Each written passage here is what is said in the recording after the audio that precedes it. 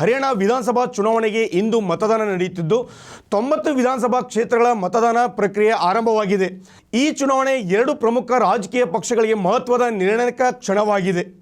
ಒಂದು ಬದಿಯಲ್ಲಿ 10 ವರ್ಷಗಳ ಬಳಿಕ ಮತ್ತೆ ಅಧಿಕಾರದ ಗದ್ದುಗೆ ಏರಲು ಕಾತರಿಸುತ್ತಿರುವ ಕಾಂಗ್ರೆಸ್, ಇನ್ನೊಂದು ಕಡೆ ಹ್ಯಾಟ್ರಿಕ್ ಗೆಲುವನ್ನು ಗುರಿಯಾಗಿ ಕಣ್ಣಿಟ್ಟಿರುವ ಬಿಜೆಪಿ ತನ್ನ ಶಕ್ತಿಯನ್ನೆಲ್ಲ ಪಣಕ್ಕೆ ತೊಟ್ಟಿದೆ.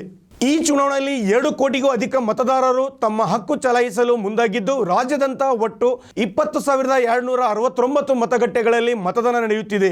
1,031 ಅಭ್ಯರ್ಥಿಗಳ ಭವಿಷ್ಯ ಮತದಾರರ ಕೈಯಲ್ಲಿ ಇರುವ ಈ ದಿನವು ಹಲವು ಗೊಂದಲಗಳ ನಡುವೆಯೂ ದೇಶದ ರಾಜಕೀಯ ಮಹತ್ವದ ಬೆಳವಣಿಗೆಗಳು ತರುತ್ತದೆ ಎಂಬ ನಿರೀಕ್ಷೆಯಲ್ಲಿದೆ. ಈ ಬಾರಿಯೂ ಹರಿಯಾಣ ಚುನಾವಣೆಯಲ್ಲಿ ಕೇಂದ್ರ ಸರ್ಕಾರ ಕೃಷಿ ಕಾಯ್ದೆಗಳ ನಿರುದ್ಯೋಗ ಸಮಸ್ಯೆ, ಸ್ಥಳೀಯ ಸಮಸ್ಯೆಗಳ ಮೊದಲಾದ ಪ್ರಾದೇಶಿಕ ವಿಷಯಗಳನ್ನು ಈ ಚುನಾವಣೆಯ ಹಸ್ತಕ್ಷೇಪಕ್ಕೆ ಕಾರಣವಾದಿದ್ದು, ಬಿಜೆಪಿ ಮತ್ತು ಕಾಂಗ್ರೆಸ್ ನಡುವಿನ ಕಾವು ಹೊಸ ಏರ್ಪಾಡುಗಳನ್ನು ತರುತ್ತದೆ.